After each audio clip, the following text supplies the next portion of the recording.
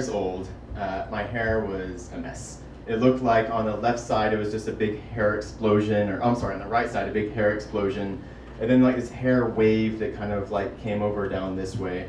And it wasn't that I like styled it that way, it was just that I woke up and I was like, hair's done, I'm done, I'm going to school, everything's fine. I just didn't care. And it was long enough actually, at some points, that I could actually floss between my front two teeth. I was 13 and I didn't care. And I was like, it's funny, whatever. And speaking of my teeth, one half of my front two teeth is fake because it chipped off during childhood and stuff like that happens. So actually it chipped off because one of my brothers was chasing me around a pool table. And I have 3 older brothers actually. And I'm the youngest of 4, and you know, they're all about 6 feet tall, and I'm not 6 feet tall. And but I got all their hand-me-down clothes, so all my shirts were a little bit too big, and so there I was, you know, terrible hair, shirts that were too big, a weird half-toothed smile and grin, and I didn't care because I was just a carefree, you know, young child. And one other thing is that I talked a whole lot. Even in elementary school, my grades, elementary school grades, like, who cares about that? But my conduct grade was always a little lower than all my other grades because I would talk in class all the time. So there I am, happy and happy-go-lucky and big innocent smile, innocence personified. And I walked into the first day of high school. And I went into English class, freshman year, day 1. And English was always my favorite subject. And I sat down in the back left corner of the room. I always like having a nice vantage point. And the teacher, a new teacher, again, I have 3 older brothers, so I always knew the teachers. It was a very small community from Driftwood, Texas. Very small town. And it was this new teacher, Miss Summers. And she was calling roll, and she got to my name. She said, Mansky. And I was like, here. And she looked at me, and she was like, are you male or female? And the class reaction was a lot like that. It was chuckles, but it wasn't directed at me. It was almost directed at the teacher. And they were like, oh my God, like, we've known Nathan forever, and his name is Nathan. And the worst part was that I actually had to answer. And it took a lot of strength to even just say, male. And I'm so glad that male is only 1 syllable, because I don't know if I could have made out another syllable.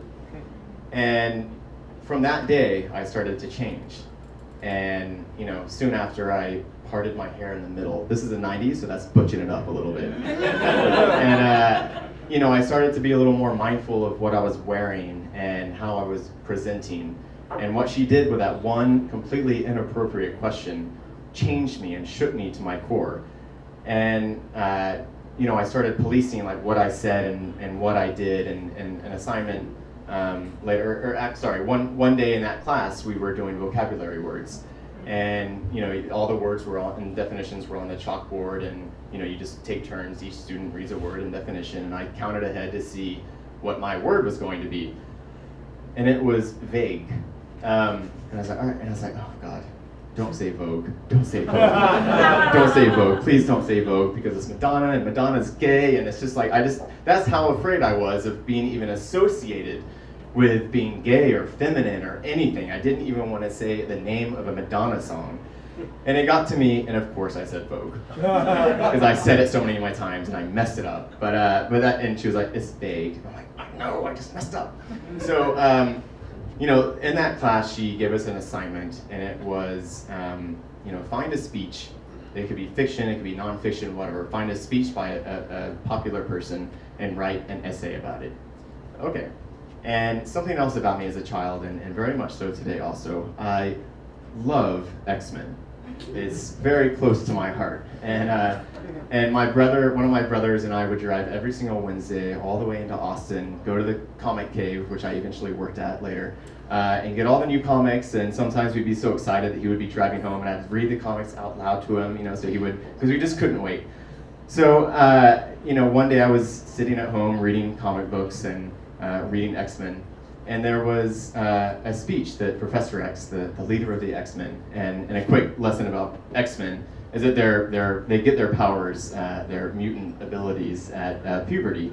And it was created and written by a Jewish man in 1963, so there were a lot of parallels and very intentional metaphors of any ostracized group for being different. You know, if you're different, you're, you know, an outcast. So I read this speech by Professor X that he gave to this huge crowd in Central Park, and he was telling everybody like what connects us all as people. And he said, no matter how different you are, you know, whether you're black or white, whether you're Jewish, whether you're a woman, whether you're a homosexual, I was like, and this was 6 years before coming out. I was not even ready to admit to myself that I was gay, but I knew that I was different. And I was like, I'm gonna kind of remember that for later. And also, I think I found my speech to write about. And so writing the speech was the easiest thing in the world because it all came from the heart and from passion. And, you know, yeah, Miss Summers, like, I'm gonna write this thing about you, and you need to learn about accepting people who are different. And so I wrote the essay, and it came time to turn it in. And you know, it was the beginning of class, and she was like, okay, everyone turn in your essays. And I was like, what have I done? I was afraid to say the word Vogue, and here I'm writing this whole essay that has the word homosexual in it. Like, whoa, that's a big leap. So I remember, you know, and the thing about being gay and closeted is, especially as a young teen, you don't have any advisors to talk to. I didn't have my parents or my brothers or any friends to talk my feelings about, or talk to about my feelings and help me and coach me in this. And so walking up to turn my essay in to the desk, it was just me with Professor X at my side. And I walked up and I put the essay on her desk, and we made eye contact just as we did the first day of school. And I didn't say anything, I just dropped it off, but I was like, you need to read this essay. And I walked back, and that was it. And there was a day that I remember first ever being a brave gay man, and that young, scared teenage boy is still to this day a big role model to me. And you know, here I am many years later, and I now part my hair to the side.